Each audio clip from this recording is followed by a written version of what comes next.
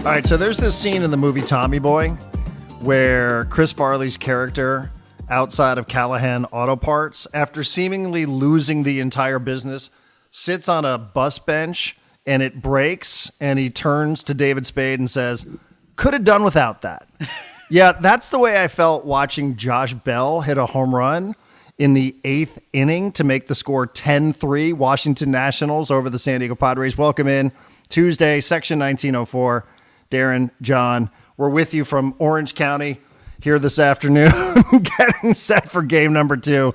Who knows what the storylines will be. But, John, I'm sure you remember that scene. That's the way I felt when Josh Bell hit a home run against the Padres last night. I remember the scene, and I could relate, except by the time it went to 9-3, I turned it off. I was not interested in seeing anymore. I saw it went 10-3, and I'm like, oh, good, it's just continues happening. And then I saw Tatis hit a 3-run home run, and for a second I was like, should I turn it back? Nah, I'm done. They're done. Made it 10-6, felt a little cosmetic. Got another guy or two on base, but I was with you. I thought by the time that Josh Bell's ball had landed, most people were probably on their way to the exits anyway, not even realizing that Josh Bell was back with the Washington Nationals. I didn't realize that. So many of the storylines were about Mackenzie Gore, who's pitching tomorrow, or C.J. Abrams, who's been an all-star. Obviously, James Wood hit a 3-run home run that bounced off the right foul pole. That was a big storyline here, but it escaped me that also Josh Bell returning, part of the Juan Soto trade from 2022. Washington Nationals are 33-46. The Padres are 42-36. I know we didn't do any of the record stuff yesterday because it was mostly NBA. For anybody that missed that or wants something to listen to that's not Padres specific, if you missed yesterday's podcast, we recapped the NBA Finals. It was a great conversation with Jake Fisher, so you can go back, you can check it out. It is free, but I guess we'll jump into the conversation, John, because it seems like it's the only thing now is getting in the time machine and going back and trying to figure out whether the Padres' decision to trade for Juan Soto in August of 2022 was the right decision based purely on what it was that happened last night at Petco Park. I know you wrote about this at section1904.com. I have thoughts, and I went poking around on social media last night just to put my finger in the air and find out what it was that people were buzzing about. I almost jumped into a couple of conversations that I felt like were revisionist history, but I resisted the urge, figuring I'll save them for today's podcast. But it kind of feels like this is the story, unless you want to talk about Big League Advance and Fernando Tatis' lawsuit, which I don't really talk about that at all. That story makes me icky from both sides, and I'll just wait until, I guess, a judge tells us how we should feel about that. I do want to laugh at a particular stat from last night's game, and then we can go back in the time machine. Wandy Peralta pitched an inning and a third. How many outs is an inning and a third, Darren? That is 4 outs. Wandy Peralta had 4 strikeouts last night. He struck out every single guy he got out. He also gave up 5 hits and a earned run. How do you do that? How do you only give up hits and strikeouts? It's all or nothing. Feels like that's very Wandy Peralta. It is very Wandy Peralta. We can jump in the time machine now. I wrote about this, and I wrote about it and came to the conclusion that I think A.J. Preller did the best thing that he could do at the time. That goes for trading for Juan Soto and eventually trading away Juan Soto. I don't really fault A.J. Preller here. I think a lot of this got screwed up by the death of Peter Seidler. I think if Peter Seidler was alive and Juan Soto got signed to a 10-year deal to remain a San Diego Padre for the majority of his career, I think last night would have looked very different. I also think it's very easy in a 1-game sample size to be like, oh, they're better than us with our old players. And I think it's easy to ignore the fact that those players have essentially been on the Nationals for 2 years losing games. And the Padres were not trying to lose games for the last 2 years. Now, you could, I guess, say like, oh, you could have left him in the minors and developed him. And look, we need a left fielder. And look how good James Wood is. But I just think the Padres and the Nationals were in very different places. You could tell because the Nationals were willing to trade Juan Soto. They were in a different place than the Padres at that point. And I think, I don't know. Looking back at it and trying to add context to what everything was when the deals were made, I find it very hard to blame AJ Preller for this. That being said, when I did my little finger in the air on social media last night, I laughed very hard at whoever posted. I hope AJ Preller is watching. Make him smoke the whole pack. Right. Yeah, that was very good. Yeah, it was a good night for that sort of stuff on social media. The only problem with it is it's a lot of revisionist history because you just said it right there. I feel like people have totally forgotten the context of what was going on in the summer of 2022. Yeah. And I feel like many people have missed an enormous detail in the conversation about the trading of all of these prospects to the Washington Nationals for Juan Soto, which I'll get to because I haven't seen this brought up anywhere else. Now, again, it is a little bit past 12 o'clock. We're a little late getting up today. We had some business stuff, everybody. It's like an official business here, Section 1904. Section 1904 has a banker now, Darren. We have a bank account, everybody. That is amazing. So I will share some of those details somewhere on down the road with you about what that means for us and what it might mean for you guys. But yes, it's been a slower process than it probably should have been. But as mentioned, we're up at John's house today up here in Orange County. So that was like just troll people on Discord.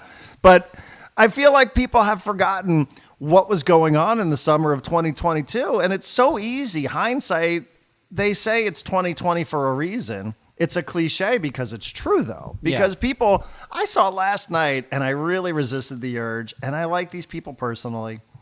Darnay Tripp, congratulations. I just saw on Instagram that you won an Emmy. Couldn't be happier for you. But he's engaged in this conversation with Ryan Phillips. You know who Ryan Phillips is? And I like Ryan. Ryan's been a guest on the radio show, so this isn't personal. But Ryan Phillips is sitting going, they never should have made the Soto trade. They didn't have the pitching in 2022 to win the World Series or to win or whatever it was that he said. And I'm going, what planet were you living on that you don't remember how good Yu Darvish was, that Joe Musgrove was really good, that Blake Snell wasn't great, and I'm not a great Blake Snell guy, but he was good enough. And I get that 4 and 5 were kind of a mess with Clevenger and Manaea, but they had every bit the pitching that the Phillies had. Yeah. I know that series was 4-1. It looked lopsided, but even back end of the bullpen. So I don't know that I buy that. I feel like that's rewriting history just a little bit. And I don't remember anybody saying that at the time, that the Padres shouldn't have made the Juan Soto trade because they didn't have the pitching in 2022. Yeah. I mean, I just don't. So, but again, I resisted the urge to jump into that conversation. I used better judgment rather than sit there on my couch all night while I was on ChatGPT making Mike Schilt memes. I resisted the urge to jump into these conversations because I feel like everybody's omitting one really, really important detail about 2022, John. And here's the one that everybody just conveniently forgets. So, they trade for Juan Soto on August 2nd. And on August 12th, do you remember what happened 10 days later? August 12th. It's okay. I'm springing this on you, and it's unfair. Admittedly, it is unfair. I'm sure I do remember. Fernando Tatis Jr. got suspended. That's true. By Major League Baseball. So when Juan Soto wasn't enough to get you over the hump, which I don't agree with. I don't know that many people agreed. It was Juan Soto and Fernando Tatis Jr., who last we saw Fernando was a 6-WAR player who was a top 3 MVP candidate, who had 42 home runs, I think, to lead the National League, perhaps all of baseball. I don't really remember. But they were getting both of those guys within about 10 days, 2 weeks. And it was a ridiculous thing to think that this team, which had held its own up to that point, was going to get those 2 superstar caliber players that were going to send them on their way into the postseason, where, by the way, they came up 3 wins short of going to the World Series. And this is why even to this day, I know people that work for the Padres who have forgiven but have not forgotten that Fernando Tatis Jr., a top 5 player in Major League Baseball, got suspended. And it really, it changed things. It really did change things for the Padres. So I don't know if people thought at the time that this was too much to give up. Okay, there's always that person out there who says that sort of thing. Always. There's always that person. If somebody really thought, though, that the pitching wasn't good enough to succeed in the postseason, I don't really remember that. But that detail is kind of a big one, that they weren't getting a top 5 player in Major League Baseball back, in addition to adding in Juan Soto in what appeared to be one of the most formidable lineups that we've seen ever in San Diego and in all of Major League Baseball in 2022. That's a good point. You remind me of one of my great all-time Padre hot tub arguments with Craig Elston, which was that Juan Soto would help mentor Fernando Tatis Jr. and teach him how to be a more responsible baseball player so that he could avoid issues like this. And I took great umbrage with the idea that one 23-year-old would be mentoring a 22-year-old on how to live his life. But yeah, that's a good point. And like, I mean, it kind of changed the way everything unfolded for the remainder of 2022. Well, and then a year later, right? Or no, I guess a little bit more than a year later, Peter Seidler died. Mm-hmm. And what I wrote on Section 1904 this morning was like, and I remember saying this the day the Soto trade happened. Like I was here, and I remember running upstairs and immediately recording a live show with Craig Elston on Padres Hot Tub. And I remember saying, if Juan Soto was on this team in 5 years, this trade was worth it. You give up everything to get Juan Soto long-term. And 2 years later, he was gone. So, and that mostly happened because Peter Seidler died. Mm-hmm. That's not anyone's fault. It's just a fact of life, and it happened. And so my mentions on Blue Sky right now are a train wreck of people arguing about, well, he was going to hit free agency anyway, and Scott Boras was going to take him there, and they were never going to match with the Mets or the Yankees or what. I don't care, man. Like, they definitely made this trade with the idea of, we're going to convince Juan Soto that he wants to be here longer than 2.5 years. Right. And when Peter died, it was like, there's no point in that anymore. We're not going to pay him $700 million, so let's ship him off for whatever we can get for him. And I think that's the thing. It's like, yes, the context of, Tatis and all that is very important, but also the context changed dramatically when Peter died. And it changed the whole, like, so someone on Blue Sky this morning was like reading my article, and they like circled the part where I said, you make that trade. I make that trade. I said I would make it then. I would make it now, the original trade for Juan Soto. And they were like, how do you say this when the end game was, failure? How do you say you'd make this every time when the end game was failure? And I'm like, because at the time, with the context that was there, it made sense. And when Peter died, I don't think it made sense anymore. Yeah, I mean, and that's certainly one way of looking at it. It's not the only way that I look at it, but they were making a bet that 2022 and 2023, which were the years that they had Juan Soto under control. Yeah. And potentially for 2024. Yeah. Potentially for 2024. They were making a bet that they were going to break through one of those years. And if they had broken through, I don't think anybody really cares that James Wood hits a home run. Right. Somebody would go, yeah, we had that guy once. Yeah. But it would be the same thing as Gleyber Torres. Remember, there was a trade between the Yankees and the Cubs, and the Cubs traded away Gleyber Torres, but they got back the big lefty Chapman. And the Cubs won a World Series. Yeah. And go ahead and ask any Cubs fan if that was worth it, and they would tell you, yeah, absolutely. Flags fly forever. Totally worth it. Flags fly forever. And they really thought a scenario where they were going to bring in Juan Soto, even though we know now that the rest of 2022 wasn't the most impressive couple of months that we've ever seen from Juan Soto. Yeah. There's always that risk that you take when you uproot somebody's life. Yep. Sorry, don't care who it is. Middle of the season, you uproot somebody's life, you're taking a chance. He was already having like a rough season that year. I remember the Nationals were like, I don't know, is this kind of the end? He was having a disinterested season, I think. I think they were pitching him around him. It was a pretty rotten Nationals team, if I remember correctly. I saw a quote from him today from then. Well, I think it was when he was reflecting on 2022 and 2023, and he said that he had a glitch in his swing, that it took him like a year to work it out of his swing. So he was just dealing with baseball stuff. But let's not forget that this is a team that went to the postseason, that went on the road and beat a 100-win Mets team, that then came back home, beat the Dodgers. Yeah. Soto was kind of instrumental in a lot of that. Soto, if I remember correctly off the top of my head, I think offensively in the postseason that year was pretty good. It was him and Grisham basically carrying the offense. Grisham, Profar had himself a couple of moments. Yeah. Kim had himself a couple of moments. So, it's not like he was a total bust in 2022. In 2023, he led the team in almost everything.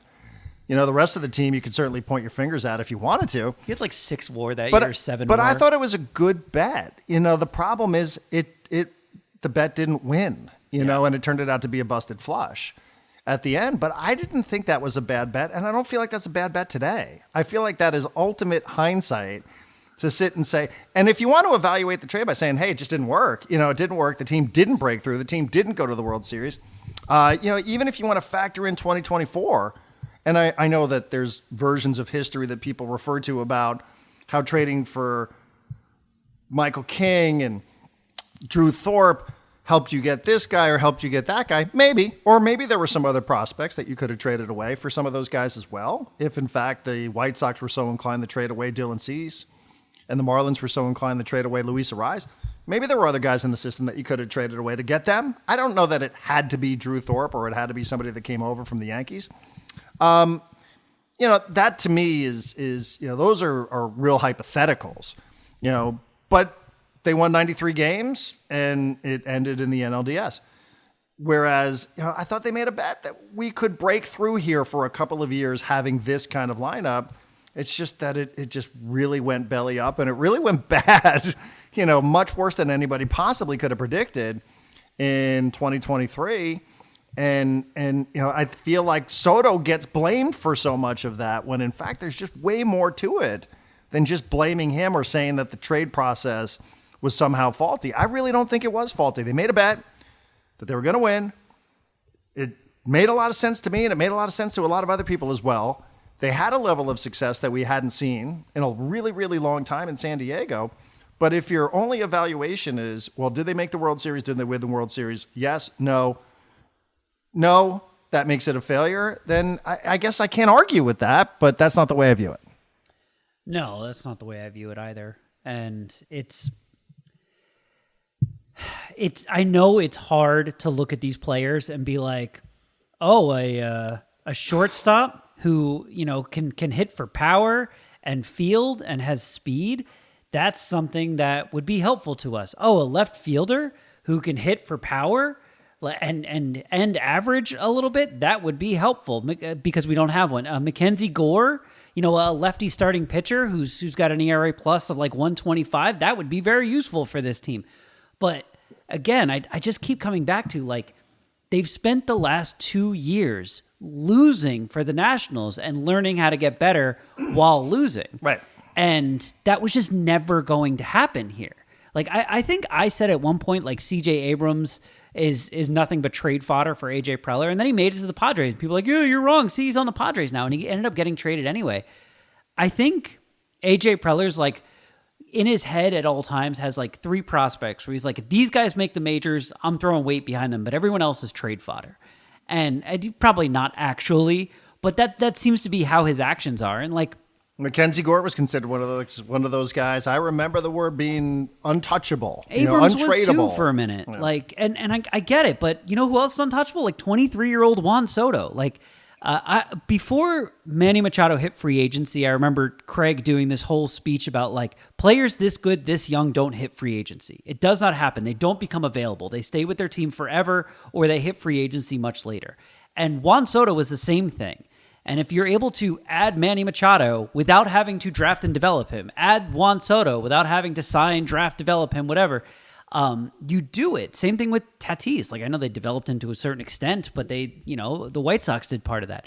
So they're just trading other people's development for the development that they would have had to give to these younger players. But I don't know. Like I don't know that you can convince me that had they not traded for Juan Soto, that CJ Abrams, James Wood, and Mackenzie Gore would all be on the Padres doing this right now. I just don't think it's possible. Yeah, I don't know. I don't know that either because, like you said, they might have been included in some other deal for some other player. For sure. At the time. Was it an overpay? I mean, again, I don't know how anybody draws that conclusion unless you're actually in the room with people or unless you actually talk to people who have been in the room. And I have a few people who I know who were there then, who were there now. And I remember some of the conversations. The Padres really thought that the Seattle Mariners were going to end up getting Juan Soto. And the Mariners had a really stocked system, and they might trade away their top 5-6 prospects. I do remember that being said to me on the field at Petco Park one day. So the Padres were pretty aware that was something that could happen. And the other thing that I can add, and certainly all these years later, I don't know who needs to hear this exactly, but I also remember sitting down at a bar with somebody who works in this front office on the baseball operations side, talking about the trade. And I was like, wow, it takes some balls to do this. It does. I don't care what anybody says. It took balls to do that. You could say it was stupid. Fine. I thought it took balls to do it. And the guy literally said to me, he goes, who's the big power hitter from Houston? Yordan Alvarez? Yeah. He goes, listen, when James Wood ends up being the next version of Yordan Alvarez, it's probably going to hurt. But we feel like this is the next couple of years why we have this group. We feel like our pitching set up pretty well. We feel like this is something that will pay off so that it'll hurt a little less. Watch it. And he never said that about Abrams, never said that about Bobby Barrels, never said that about Gore. Did say specifically, and you'll just have to take my word for it, when James Wood turns into the next version of Yordan Alvarez, it's going to hurt.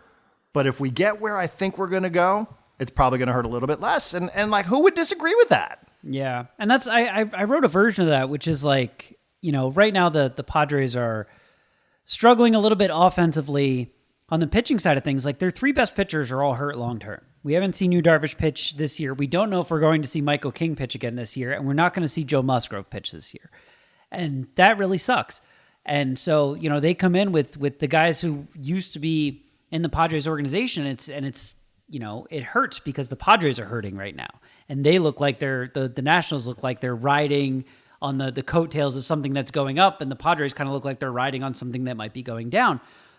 But if Juan Soto was here, if Juan Soto was leading off last night wearing a Padres uniform, it would have hurt a lot less. How about if Juan Soto was with the team last year when it couldn't score in 24 innings against the Dodgers? Yeah, it would have hurt a lot less. Yeah. The reason it hurts is because they had to trade Juan out of here after trading him in. And I fully believe the only reason that Juan Soto was traded out of here was because Peter Seidler died, and everyone else looked around and went, anyone else got a pile of cash they're willing to throw at this guy? No? All right, then we got to get rid of him. I tend to agree. Now, let me pivot here and just change my point of view. They took a big swing, and it didn't work. You and I can sit here and we can say we applaud the process. I think you and I are aligned on that. We applaud the process. We applaud the sentiment of saying we're going to go for it. This is our chance. This is the only opportunity we're going to get this guy. Yeah. Let's do it. Fuck it. Let's do it. It's going to hurt, but we'll try it. Yeah. Should AJ Preller be judged on the result? The fact that they didn't break through, that they didn't get to the World Series. If you now were somebody who was AJ's boss, if you're Preller's boss, if you're somebody who's evaluating him, who might have to make a decision on him at the end of the year, do you factor that in? Do you say, listen, we would agree that your thought process, it makes a ton of sense. It checks. But it didn't work. And ultimately, that's what this sport is about. Did it work? Did it not work? You can get up. You can have a great at bat, but you still struck out. And I say that it wasn't a complete bust. That moment that people were at Petco Park watching them beat the Dodgers is going to go down as people's favorite memory as a Padre fan, and others might laugh at that, but it doesn't take away from what those games were like. Yeah, it's my favorite memory. So you can't erase that, even if it came up a little bit short in the next round against the Philadelphia Phillies. That was the other thing. Did the Phillies have some amazing pitching staff that I'm forgetting about? They had Nola, they had Wheeler, they had Ranger Suarez. That's who I was thinking of. It that much better than the Padres that you go, they didn't have the pitching, why would they make the trade? I don't remember it being that way at all. No, the bigger thing was that the Phillies were able to hit home runs and the Padres weren't. And I saw people blaming Soto for that. And it's like, guys, that's not really what he does. There were other guys to blame too. Why does he get all of the blame for all of this when it was other guys who got suspended and other guys who didn't perform? This is a continuation of our conversation yesterday with Jake Fisher about hater culture, where I was saying, people think now being a fan of a team means that you have to support everything the team does or hate everything the team does, but you have to hate everything that and every player and every coach and everything from a different team. You can't like a different team or a player on a different team or a coach on a different team ever. So why is Juan Soto blamed and not Machado? Because Machado's still here. Yeah, Machado was terrible in 2023. But here's the other thing is the Padres are, because of Peter Seidler, for better or for worse, the Padres are playing at a different level now. They're playing at a different game. And they're playing at a game where you need top flight talent and you need depth. And I think now that Peter's gone and the purse strings are a little bit tighter, I think it's harder to do both of those things. And it's like, look, the Dodgers, The Dodgers right now have like half a pitching staff, maybe. Remember, what was our whole offseason? Roki Sasaki. The Dodgers got him. He's not even pitching. Yeah, like where is he? 60-day IL or something, right? Yeah, and like when he was pitching, he wasn't even particularly good. He was like an average pitcher. That would have destroyed the Padres. Yeah, Blake Snell. I haven't heard from him in months. No, and it would have destroyed the Padres. And the Dodgers just like, whatever, we got like 16 arms we can throw at this today. We'll figure it out. And it's like the Dodgers have the ability to get the top flight talent and also just fill the team with so much depth that they can handle injuries. And the Padres issue right now, and maybe for the last few years, is they get the top flight talent. They don't really have anything left for the depth. The top flight talent gets injured. It creates this vortex. I think that's the word that Dylan from Letters to AJ used. It's like this vortex that just sucks in everything around it. And it's like, and people complain like AJ Preller doesn't know how to build a roster. He doesn't know how to add depth, blah, blah, blah. It's freaking hard, man. It's really hard to do both. There's like 3-4 teams in baseball that can do both of those things. I will answer my own question, and I wouldn't have any issue if the people that are running the Padres today said, you gave it a shot. You gave it a shot, and maybe it's time for a different voice in there because we do have a different ownership structure. Yeah. I'm not saying Preller should be fired because they didn't win or make the World Series after that trade. Certainly not as a result of what it was that happened Monday night at Petco Park. But if they decided that it was just time for a different voice, different direction, then I don't know that I would really suggest that was the worst thing. I don't think he should walk the plank because of it. Not my point. But if they decided that, then I don't know that you would hear a lot of protest coming from me. So that's number one. Number two, I posted something on X last night, and people thought this was related to the Padres and the Nationals. It was just a coincidence. It was the general manager of the Oklahoma City Thunder, Sam Presti. Yeah. Did you see this clip that was making the rounds yesterday about taking shortcuts? I did. What was the line? He had when you take a shortcut, you cut your path short. Okay. Something along those lines. And it was just about how they built the Oklahoma City Thunder. And I promise you it was just coincidental timing. I have it here. Let me scroll through it. Shortcuts cut, long runs short. I don't feel like they were taking a shortcut in 2022. I don't. I think they were trying to take a shortcut in 2015. No, Trey Turner. for sure. Let's get rid of Trey Turner and just bring in Will Myers or like that was a shortcut. Yeah. We have a good catcher here, but let's go get Matt Kemp and his shitty hips. So, those were shortcuts. Like we've seen shortcuts. And just for the record, that wasn't at all related to the Padres and the Soto trade and the Washington Nationals trade. That was not my intent. I just thought that was a really good clip from Sam Presti. Yeah. I really like that. He's a smart guy, and I think you could always learn from people who build winners and build contenders. And it was just about the process. Like we said yesterday on the podcast, the Oklahoma City Thunder won 24 games 3 years ago. So, they didn't take shortcuts. They said, we're going to chip away. I don't know that the Padres were exactly in that headspace for some of the reasons I think everybody's aware of, but they had a chance. They saw an opportunity and they took it. And that's it. Now, it stinks. I mean, it stinks to watch this stuff at Petco Park. It stinks to have the Washington Nationals trolling the Padres on Twitter. Did you see their tweet last night? I did. After James Wood hit this home run, it just said, fleece them. That's all it said, all capital letters, fleece them. I reposted it just so everybody saw. I wasn't trying to sprinkle any salt in any wounds, but you're gonna have to wear it, and that's just life. That's just life. That's sports. It's real life. It's all of it. You took a shot, you came up short, man. Yeah. So I first of all, in response to the Nationals trolling the Padres, you're 33-46. Calm down. Calm down. This is not a playoff series. We're not going to see you in a playoff series. The Padres might make the playoffs. Right. The Nationals are not going to make the playoffs in all likelihood. What do you think the Padres social media team is doing right now? Just right now in some form of response. Just waiting to go after them and crush them, I'm sure, over the next couple of days. It should just be a picture of the standings. I hope it's just a picture of the standings. That would be very suiting. Yeah, I saw this. I saw this quote the other day. I'm going to take us off track here, but that's okay. We're still going to be on track. I saw this quote the other day. It was attributed to some German philosopher, and it led to this deep discussion, and I was trying to stay off social media, so this is where I was. The quote is, talent hits a target no one else can hit. Genius hits a target no one else can see. And then this quote ended up getting talked about in terms of, does context matter? Are you just a genius because you did a thing that no one else saw coming and you succeeded?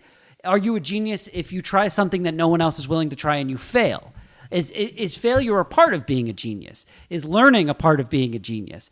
And like, I couldn't help but think of this and AJ Preller and just go like, yeah, like, and you know, if I'm being nice, like AJ Preller is usually doing the things that none of us see coming, right? And that's great. But that doesn't guarantee 100% success rate. Almost nothing does. And it's like Sam Presti. Everyone looks at Sam Presti and goes, wow, he pushes all the right buttons. Wow, look at how he's beat this team. Do you know who Pokashevsky is, Darren? I don't think so. He's this kid that Sam Presti drafted with a first-round pick out of like East Poland. He was like 7'5". He was a string bean. And he was out of the league by the end of his rookie season. I don't even think he made it to the end of his rookie season. And everyone's like, wow, what a bust. Never gets mentioned. Because sometimes it doesn't work out the way you think it's going to. Sometimes the ability to take the swing is what you really need. And some of these GMs, they wish they could take swings that AJ Preller takes, but they've never been given the opportunity to do so. Like, that was the relationship with him and Peter Seidler. It wasn't the two of them brainstorming together and coming up with stuff. It was Peter going, I trust you. Take a chance. Take a chance. And if you fail, I'm not going to fire you. You're going to get another chance. Like, that's it. And that's the weird thing right now. I saw our old coworker, Scott Kaplan, basically saying the Padres can't make any moves because the new ownership's not going to let Preller do it. I'm like, I don't know if there's any evidence of that. And you can say that if you want. But I do think there's something to that concern of, he had this situation where he was allowed to take big swings, and he took them, and a lot of times they worked out. Sometimes they didn't. I could throw the name Austin Nola out there as a big swing that didn't really work out. Austin Nola? He's the catcher. Okay, yeah. Aaron They gave pitcher, up a right? lot for him. Yeah, They gave up I a see lot what for you're him. saying. Yeah, I got you. Ty France ended up being a very useful player. Yeah. But trust me, there are people in Seattle that are like, yeah, we could use to fleece them too. Right. but just not as dramatic, but still. Right. Yeah, the pitcher who throws like 100 and Ty France. But it's, genius is seeing the things that other people don't see, but genius also has to be given the space to make mistakes and not be perfect. I like that.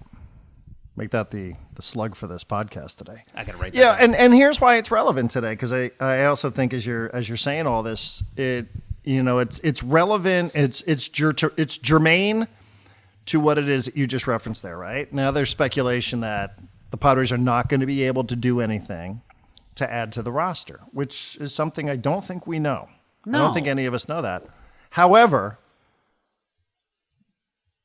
we don't know this ownership well enough to know if this isn't going to have an impact on them.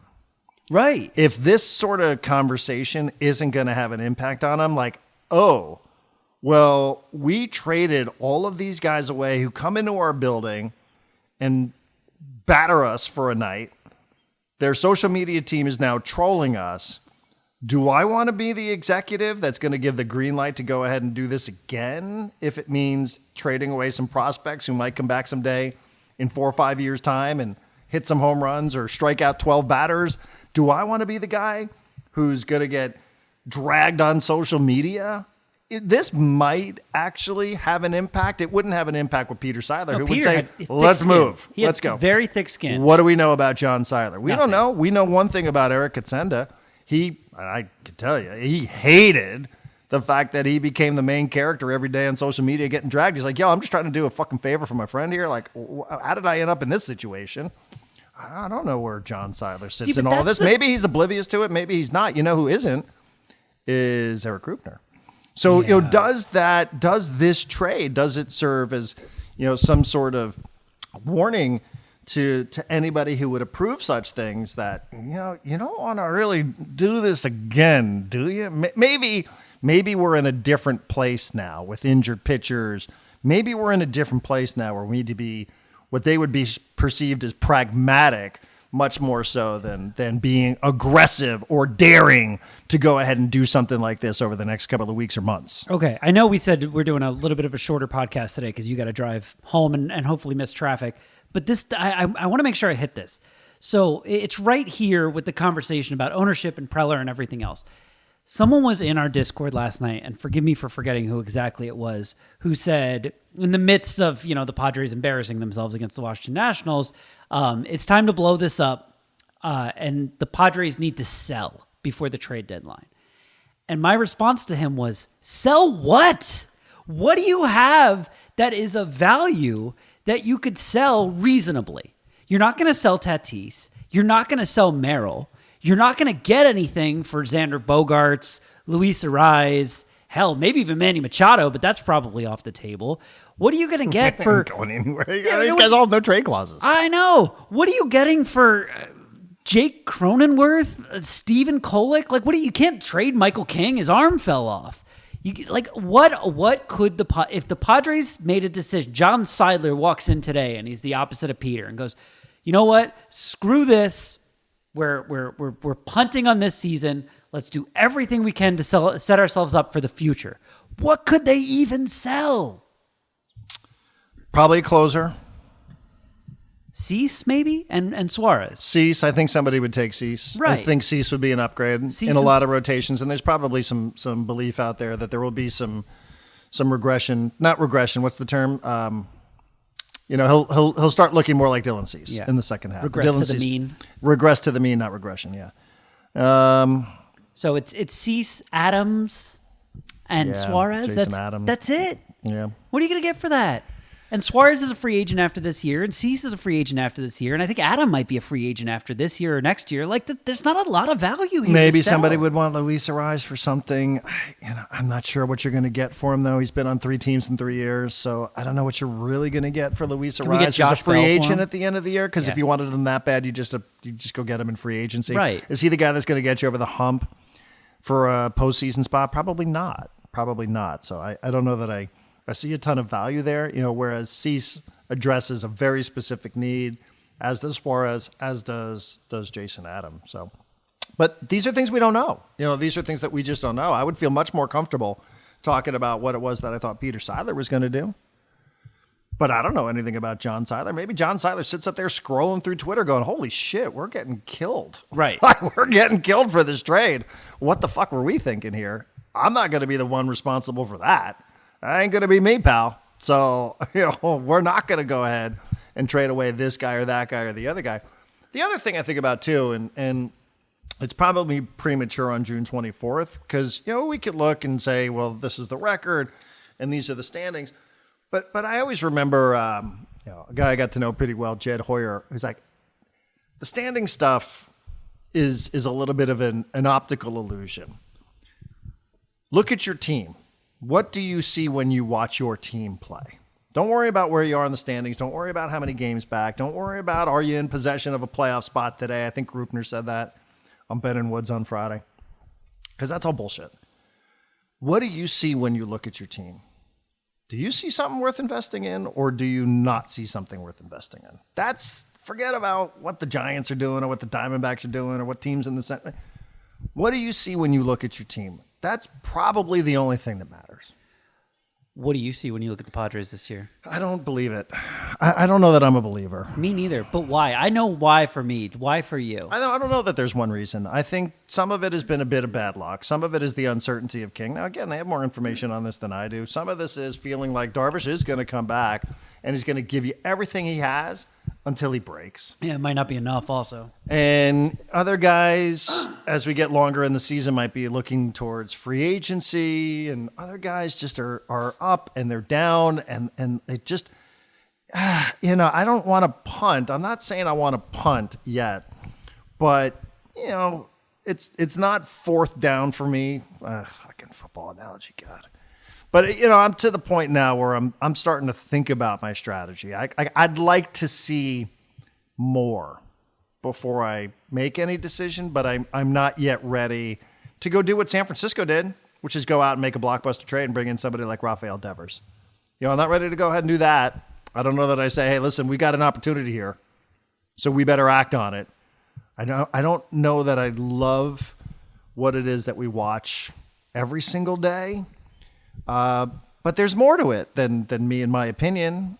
You know, you have a packed house every single night of 44,000 plus people. And it's a team, John, as we've discussed with Jared Diamond and others, that really, really needs its fans. It needs its fans to come to the ballpark more so than a lot of these other teams because of its shitty media deal. Yeah. Man, but in terms of just evaluating it, am I a believer the way I was in 2022 that trading away a bunch of good prospects again, like guys aren't sitting around going, oh man, we just, we thought we were trading away some bum and James Wood. Like they knew guys I'd talked to at least. I don't know that I see that. Maybe you can do some minor upgrades here, but I don't know that I'm pushing all in like I would have in previous years. So I'm going to do the horrible thing that people do that I criticize people for all the time. I'm going to do it anyway. The Padres are 42-36, 5.5 games out of first place. They're in third place. They still got a chance to make the playoffs. This team, lately I've been doing this thing where I watch other teams more often so that I have something to compare to. The Padres never seem like they're having fun anymore. There's something about the games, and you've texted me about this a little bit. There's something about the games where the team just feels annoyed at all times. They're just not having fun. They're ready for a fight when a fight happens. But there's nothing goofy about the Padres. They're never acting like children, right? And I think in baseball, you need a little bit of that. The season's so long, you need the stupid rally caps and the stupid hats and the high five line that doesn't exist because the guy's a rookie. You need Profar. You need Profar, right? I'm not even joking about that. That's what he brings. They just don't, or Hosmer, if maybe Hosmer was the clubhouse guy. They just don't seem like they're having any fun. And I think that matters. And granted, I guess if they were winning and scoring runs, they'd be having more fun. But they've been winning more the last week or so, and it's since the Dodgers series anyway. And they're just there's something about this year's Padres that feels so lifeless. And even in the first inning of the game, you turn it on, you're just there's something about them where it just doesn't seem like anyone's enjoying it. This goes down to the Tatis body language, and Tatis is still mad at himself because he's not at the numbers that he wants. And Machado's always mad at somebody. They just seem angry or bored, but they don't seem like they're enjoying any part of it. And if I'm going to actually, if I'm even thinking beyond this year, let's say they miss the playoffs, which is also in the realm of possibility. They miss the playoffs. The fans are going to want someone's head. Yeah. They're probably going to be screaming for Preller. Some people are going to be screaming for Schilt. Some people are going to be sell the team. Everyone's going to be looking for someone to blame. But I just keep looking at this team going can we find someone or something that can make this team fun for everyone again? Make everyone excited to come to the ballpark and play baseball. I know it's not the easiest life in the world, all the traveling and time spent away from your family, but you're still playing a game. And the more fun you have playing that game, usually the better you are at it. And even they get a hit and they do their little hand motion to the dugout, they're not enjoying it. They're just oh, okay, I have to do the hand motion now. Fine, whatever. And it's no one seems like they're having fun. And to me, that screams manager, but they've kind of been this team for a while. So maybe it's the leadership in the clubhouse. I don't know, but it's hard for me to believe in this team without them seemingly believing in themselves and having fun. They're just so tight all the time. Yeah, I mean, we've seen some teams, serious teams, right? Those Yankee teams always seem like they were very serious, could have facial hair. I know. The Cardinals, when they were winning World Cardinals, Series, I know. Nobody ever has any fun. Everything feels like it's such an effort with this group. Well, you were making fun of Mike Schilt on Twitter for being a foxhole guy. Foxhole guy. But it's no one has fun in the foxhole, Mike. Yeah. They're not playing a game. That's life or death. Are you trying to convince these guys that they're getting shot at and they need to turn around and kill somebody? Right. I don't think that's great for a 162 game season. By the way, speaking of, let's did Did you see the John Boy breakdown of Dave Roberts? And I'm not a huge John Boy guy. I like his breakdowns, though. But his breakdown about Dave Roberts and Mike Schilt, you watched it? Like 6 minutes? Yeah, I watched it twice. Because the first time I watched it, I was like, are Dave and Mike like literally just going like, hey, no big deal. No big deal. We'll talk later. It'll be fine. Because it seemed like that the first time. But then I rewatched it and it seemed like Dave was like, hey, man, we'll talk about it later. We don't need to do all this. And Mike was like, oh, we'll talk. We'll fucking talk. I'll fuck you. And it was like, whoa, what was that? So a huge wad of gum in his mouth. Yeah, I don't really know what to make of it. It was not what I expected at all. I expected a lot more like, fuck you, I'll fuck you up. And it was a lot more like, hey, what? Huh? What do you mean? Oh, yeah, we'll talk. What do you mean we'll talk? Like, it's just like broken conversations shouted over people. What was your take? Yeah, kind of. And he pointed out some stuff I think that we talked about that other people disputed, which, not saying that we're always right here. We'll be perfectly clear. Probably going to be wrong a lot. Like a lot. Yeah. Which is a good thing, I think, when it comes to sports. I like being wrong. Like I'm pleased to be wrong often about sports, especially when it involves my teams doing something good. Being surprised is fun. And I saw the one moment where John Boy, is that his name? That's his name, or is that the name of the company? That's the name of the company. I don't know. And he points out, Schultz like just blows right past Tatis. He's just like, you don't even stop to check on his player. Yeah. He's just like blowing right past him. And they had a shot of Roberts in the dugout that I hadn't seen before, where Roberts is sitting back on the bench. And he's like, you think I fucking hit him? And I mean, you really have to see it. That's what stood out to me. He's like, you think I fucking hit him? Well, and even when he elbowed him in the chest, he was going, I wouldn't fucking hit him. What do you think I would hit him? I want to hit him, and then you're right. I wasn't expecting Dave to be like, okay, we can talk. We'll talk later. And it didn't seem like he was instigating really much of anything. No, it didn't. Again, and I keep saying the same thing. It's like, it's a 56-year-old man and a 53-year-old man. I mean, we see these clips. We're all just bombarded with viral clips from every walk of life. Like these two guys, if they were wearing different clothes, like they would get into this argument in a parking lot over a shopping cart or something. You know what I mean? Like it wouldn't be any different for me whatsoever. But I think everybody should watch it. It's the first time I've ever said that in my life.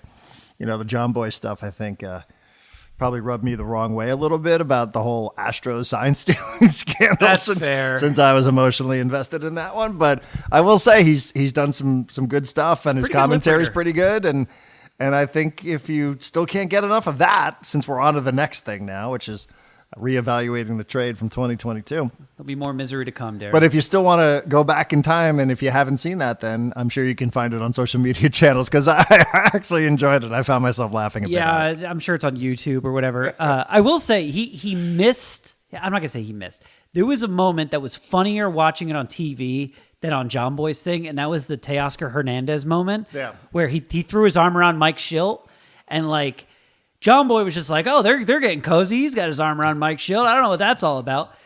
When it happened live, I think it was Mudcat, was like, oh, Teoscar's got his arm around Schilt because he's up next. He's up first in the bottom half of the inning, and he was like, he's telling Schilt like, don't hit me. Don't hit me. Come on. I'm not a part of this. You don't need to hit me. And it was just so funny in the moment to see like what. And like, I think it was Mudcat, because I was like, that's a player. He wouldn't just be making that shit up. And it honestly felt like Teoscar like found the manager. It was like, hey, I'm not in this. I'm not a part of this. You don't need to hit me at all. Which is just so funny, because you think about the rest of baseball culture is like, I stick up for my guys. I'll fight to the whatever. And Teoscar's like, no. I don't need a 100-mile-an-hour fastball in my back. Just you can get Shohei. It's fine. And the other point I think that hasn't been pointed out enough is, you hit Shohei Ohtani, who will be on a mound again, who throws 100 miles per hour. Threw him in his right shoulder too. Yeah. Right. And no, not because I'm concerned about him, but if he is going to ever seek out retribution for what it was that happened to him in the series, he doesn't have to ask anybody to do it. Yeah. He's going to do it. Right.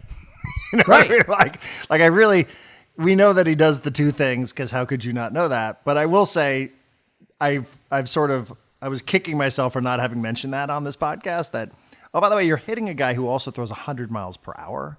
Yeah. And he's probably going to be on the mound facing the Padres at some point again this season. When he got hit in the shoulder, I was like, that's a dirty thing to do to a pitcher. Yeah, well, now that pitcher has an opportunity, does he not? Yeah. So, anyhow, we'll see what Tuesday brings with the Padres and the Nationals. Let's call it a wrap here so we can get this out because, again, it's just past 1 o'clock. We're running a little late. Had some business stuff that we had to do, and me having to fly up to Orange County is a little time consuming once I got through TSA screening. Take the train, Darren.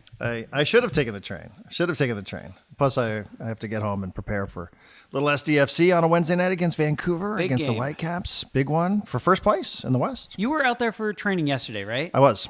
I saw a write-up from Togerson. I saw Derek out there. And his write-up was really funny because he was like, if SDFC wins this game, if they beat Vancouver, they take over first place in the West. And he's like, I'm assuming this is the only thing on any of their minds. And then he asked Mikey, and Mikey was like, I hadn't thought of it until right now. Now it's all I can think about. And Togerson's like, well, I guess I was wrong. Okay, well, right now it's all he can think about. Is that right? See, I wasn't there for that. I had to do some other stuff for the midweek show, so I didn't catch Mikey's session. But it is funny that he said that because I started building the pregame for tomorrow about, hey, it's first place in the Western Conference because right now it's 35 and 33, I think, 35 points for Vancouver, 33 for SDFC. So pick up 3 points at BC Palace or BC Place, and you will move ahead. And Vancouver's been in first place in the Western Conference since match day 3. I thought it was like the whole season. It's close to it. Other than the first 2 weeks of the MLS season, it's been Vancouver. So this is a chance. It doesn't give you anything on June 25th, but why not? I mean, to be an expansion club on top of the Western Conference standings, incredible. More than halfway through the season. Such a huge success. By the way, there's another expansion team having a similar success right now. The Golden State Valkyries in the WNBA. They can't lose. Yeah. And they're so fun. They play kind of like STFC. They're really aggressive. They try and score a lot of points. They're kind of creative. Here's the Togerson thing, by the way. Where'd it go? Oh, here we go. Wednesday's match in Vancouver is a big one. The winner will be alone in first place in the Western Conference, a prospect I'm sure the entire organization has been thinking about. Quote from Mikey Veras, who he called Mike Veras. I honestly haven't thought about it one time before we just brought it up, but now I'm thinking about it. And Togerson goes, well, I was wrong. That's funny. That sounds like Mikey. That sounds like Mikey is who might actually be truthful when he says he is unaware of where they are in the standings. He's just trying to beat Vancouver. He might be that guy. He really might be that guy. He's a really genuine. I always hate saying stuff like this because it's not like I go home with the guy, but he's somebody who just comes across as like he might actually mean that. Where you get a lot of phonies in this business who say one thing and then it's the total opposite, when they're someplace else. Well, so you were out there with Togerson. He kind of the crux of his article that he wrote for NBC San Diego was, they took a break, right? Like some of the players are out there playing internationally, but like they had the weekend off. We talked about it yesterday. Yeah, it was MLB. It was Players Association mandated break. Yeah, and so he was talking to a couple players or got quotes from a couple players about like, did you take a break from thinking about it? Did you take a break from being invested in, this team, this league, this season? And every single one of them was like, no, you can't switch that off. Like if you switch it off, it doesn't come back on. Like it's really, we spent the entire time, thinking about it, even if we weren't trained, which might be bullshit. But I'm kind of interested in the idea of like, if you get a week off, is it okay to just take a week off from thinking about it? Or do you lose your edge that way? So here's who spoke yesterday at the podium. It was Oni Valakari and quoted. CJ Dos Santos. Those are the only two that I saw. There might have been somebody else made available, but those are the only two that I saw. He's got those two, and he's got Mikey. Those are his quotes. Okay, so those are the three that I saw go to the podium. I will say, now that I follow some of these dudes on Instagram, a few of them went to Cabo San Lucas. I'm guessing they weren't sitting around there talking about tactics. They might have been. I'm guessing some of them were. For the pregame show or for the midweek show, I interviewed Alejandro Alvarado. And I said, hey, some of your teammates, even your sporting director, Tyler Heaps, went to Cabo San Lucas as well, according to his Instagram page. And I said, everybody, it sounds like some guys went on exotic vacations. And I asked Alejandro where he went. He's like, oh, yeah, guys went to Cabo. Other dudes went back to Europe. He's like, I went to South Central Los Angeles to go visit my family. This kid's confidence grows every time I see him. We had a great chat. I think people will really enjoy the chat. I will tell you here. So, Adrian sometimes says, hey, here's a couple of thoughts. Here's a question or two. Yeah. Maybe, and sometimes I use them, sometimes I don't. And I was a little reluctant to use this one yesterday, right? Because obviously Alejandro Alvarado Jr. from South Central Los Angeles grew up in a Mexican-American household. Yeah. Adrian Garcia Marquez grew up South Bay, grew up Mexican-American household. And Adrian's like, he's like, say, Latina moms are known for cranking music on the weekends as a way to get children to get out of bed and help with the household chores. Yeah. And I was like, you want me to ask this question? My God, I grew up in an Irish household. I don't know anything about this. But I worked myself into the question and I asked it and he delivered a great answer. So I'll leave it at that. Maybe we'll tag it here on the Section 1904 That'd be great. account later in the week because they don't mind us repurposing those. But he was very funny. And I even looked at him afterwards. I was like, did I handle that question okay? He's like, you got it right. So I was like, it just feels like the kind of question that should come from Adrian Garcia Marquez. But we made it, and he made it work. And he was very, very funny. He was very good. Our buddy Cesar Torres, who's been on this podcast before, one of the things me and him bond over is my mom used to do that too when I was young, except instead of playing Mexican music, Latin music, she would play like country music, but it'd be like 7 o'clock in the morning and start cranking through the house. Everyone get out of bed. The house got to be clean every Saturday morning. Yeah. Alejandro's he's a good one, dude. He is. I've told him, I said, I know I'm watching the same person, but man, you are just becoming a better player every single week. Such a unique player too. I told you, I find the way he runs to be very fascinating. It just looks different than everyone else, and he's just so unique. He was the one who almost got the bicycle kick, right? Yeah, we talked about that. I asked him about that. He broke it down. He's like, it's not something I've ever practiced. Really? Nope. He just went for it? He's like, I just went for it. So, and he described what it was, and he's like, and I heard the reaction of the crowd, and I thought for a second it went in. And I turned around, and then when I saw the video highlight, I was like, well, that was still good, right? It was a good shot. Just high by like a foot. Yeah, dude, he's a good one. He talked about the influence of Anibal Godoy, who just set the Panamanian team record for most appearances ever. Heck yeah. Which I said, I don't know if you want to be playing when you're 35, but if you do, like, this is the guy. Yeah. He's like, yeah, absolutely, 35 and beyond, man. So he's a good one. He's a real good one. All right, I said we'd shut up about 15 minutes ago. So yeah, we said we were gonna do a short one. We're at about an hour. Let's shut up.